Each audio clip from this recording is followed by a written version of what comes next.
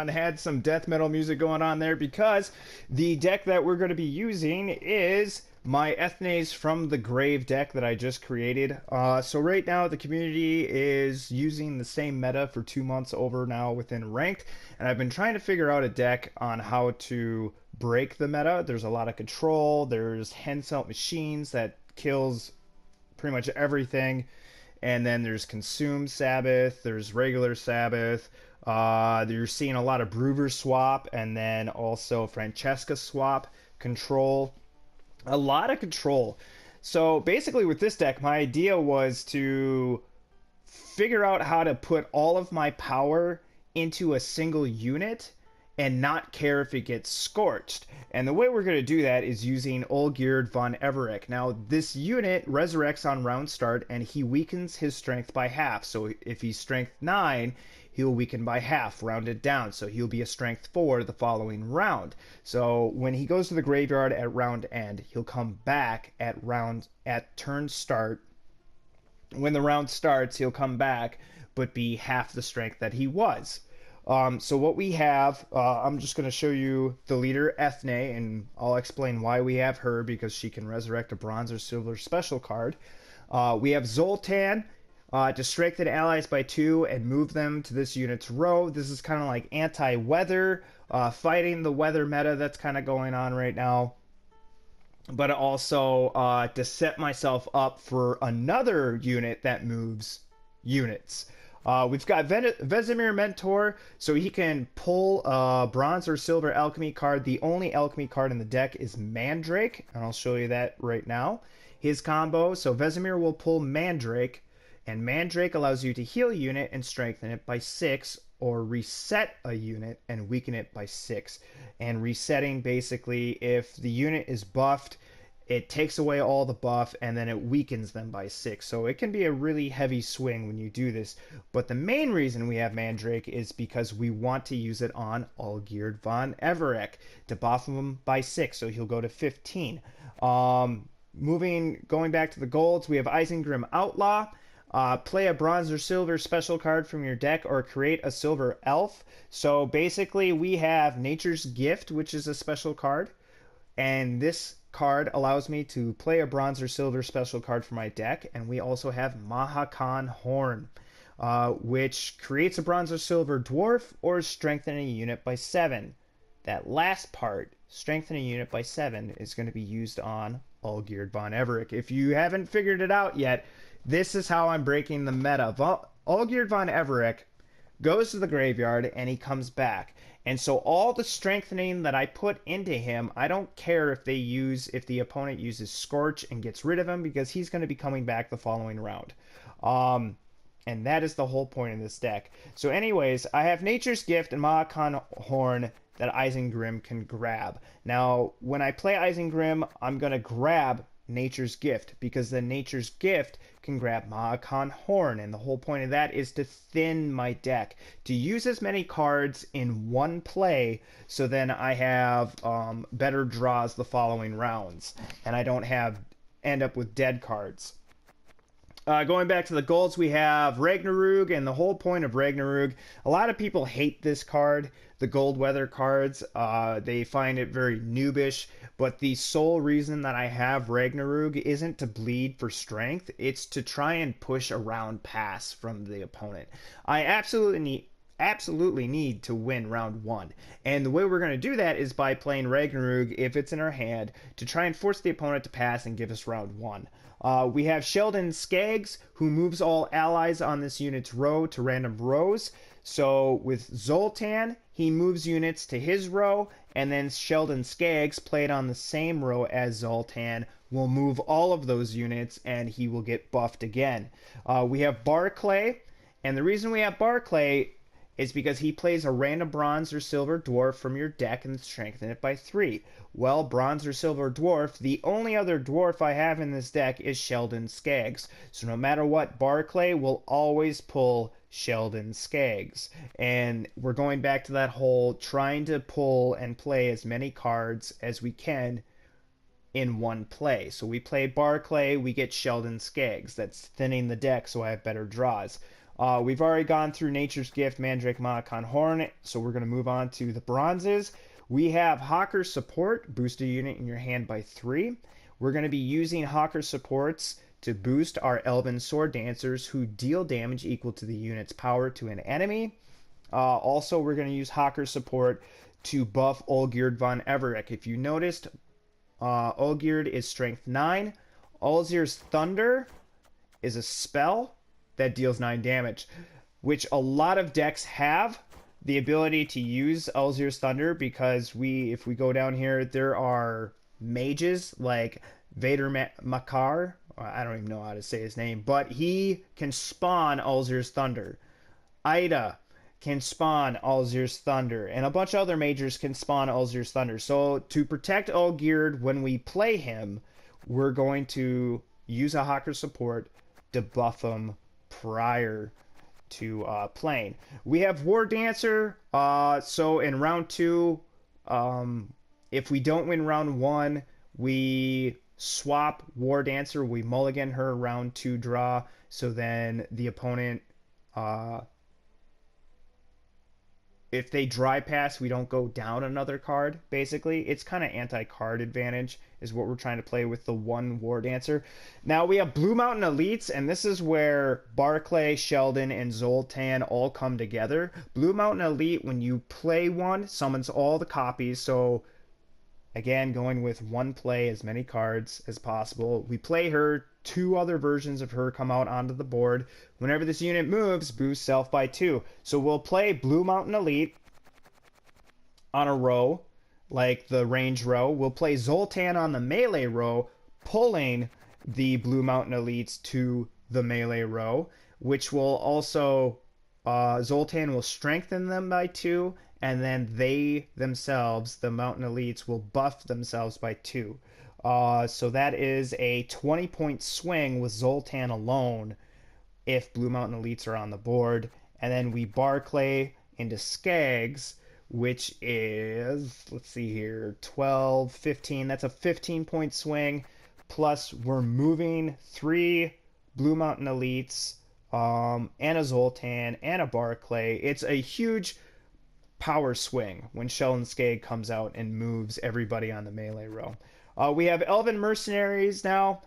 The reason we have Elven Mercenaries is so that we can pull Reconnaissance. So you play Elven Mercenary, you get to play a Reconnaissance, and then you get to play another card. So 3 Elven Mercenaries, 3 Recons is solely for deck thinning, because if we don't have Olgierd in our starting hand after mulligans, we definitely want to try and get him in our hand round 2.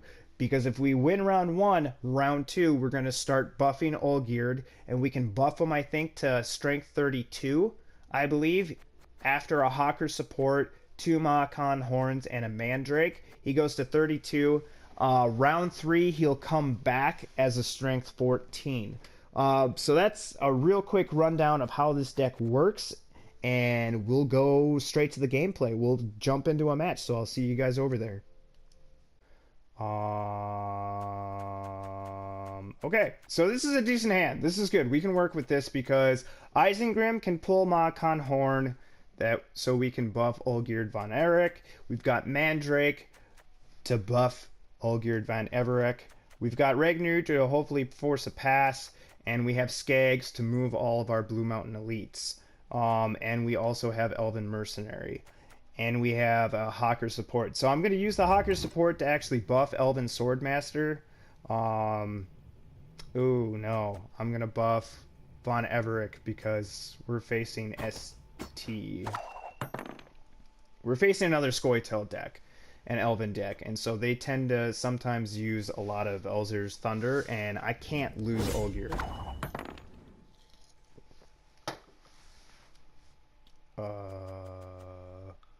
Okay, so we just go for thins now. We're going to thin our deck, and we're going to hand buff. So we have a hand buff here, and we're going to preemptively hand buff one of our Swordmasters instead because we have a Hawker Support in hand, so we can play him round 2 to buff Olgierd von Everec. So that worked out well. It worked out well. Plus we have Ragnarok to throw down on round 2 and just bleed him for cards. as long as he doesn't have any kind of like weather clear, which is great. That's perfect. That's pretty good too. I will take it. I will take 3 damage. 3 of my sword masters. I'll totally take that. Because now we can Elven Mercenary into reconnaissance, hopefully into hand buffs. So what I'm actually going to do is I'm going to lead out with hand buff. And I'm going to use my guaranteed hand buff Hawker support on Ulgird. Because I don't want Elven Mercenary to brick. I don't want him to basically not pull my last Hawker support. So then we're going to play Elven Swordmaster. May your sword and arm be one. And kill his cavalry that buffs people in his hand. You should be like, haha. Yeah, that's right, bro. That's right, bruh. None shall tread on us. Super cute. Have strength, my love. Recon. Into another hand buff. Oi, hey there, come here. I could go for another mercenary and go for another reconnaissance, but then she might brick and show me 2 Blue Mountain Elites, which I don't want to do. I should have actually played Blue Mountain Elite before I played I shall not fail. But we're gonna throw them right there. We'll see what he plays. And we'll drop Elven Swordmaster to get 1 additional point on the Skags. So there's the weather clear. So that's good. That's actually super good for us. So I'm not going to Ragnarok right off the bat. But I'm going to deal 8 damage. And then I'm going to play Skags and move everybody off of that row. So that's great. His weather clear is gone. So we could play Ragnarok and he's just going to get fucked. Yes! Put them there. That's good. So I've taken enough damage.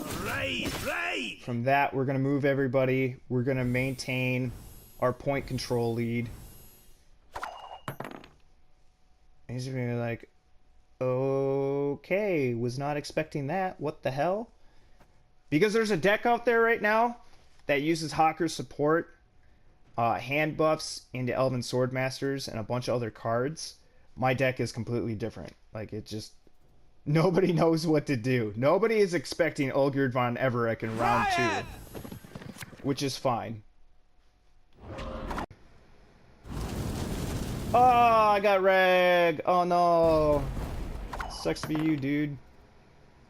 That blows. Like, what's up? He's probably thinking, like, shit. Are you freaking serious right now? Like, oh, your Ida's right there. Bummer, man. You should have held on to Ida. A good Scoia'tael player always holds on to Ida as long as he can. Now we must stick together. It's cute. So I'm actually May your sword go here. and arm be one. Do 5 damage to that. Dwar. Oh, tricky, tricky. I'm in no mood for jests.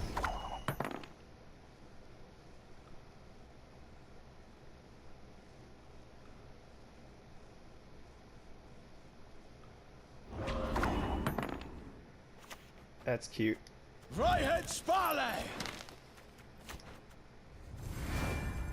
So I went to Nature's Gift because I want Nature's Gift to pull Mahakon Horn. I didn't go straight to Mahakon Horn because then if I draw a card that I mulliganed for round 3 and end up drawing Nature's Gift, then I bricked. Like, I'm just fucked at that point. So we have a 30-point lead. We'll see what he does. We do what must be done. See what he does. Maybe he has a Scorch? Which is fine. I'm okay with him having a Scorch. Because I'm going to Ethlene the Mahakon Horn. Because if he Scorches Ulgird, it's no big deal. Because Ulgird's just going to come back round 3 anyways. I don't give a fuck if he dies at this point. That's why I love buffing Ulgird von Everec. Because if he has way more points than everybody else, like, oh, okay. You got Rag too?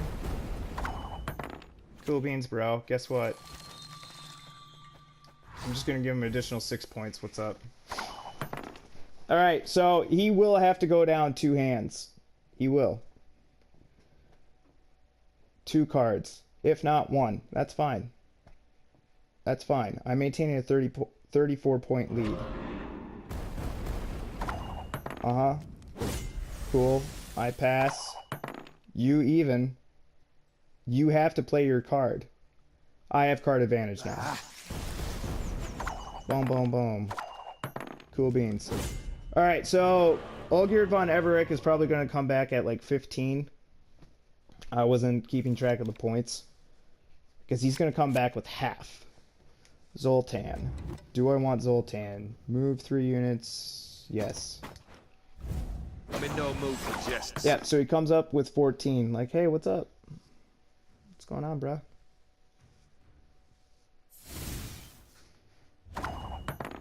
Cool beans. Damn the horse sons! And we're good. That is my deck. That is Ethne from the Grave.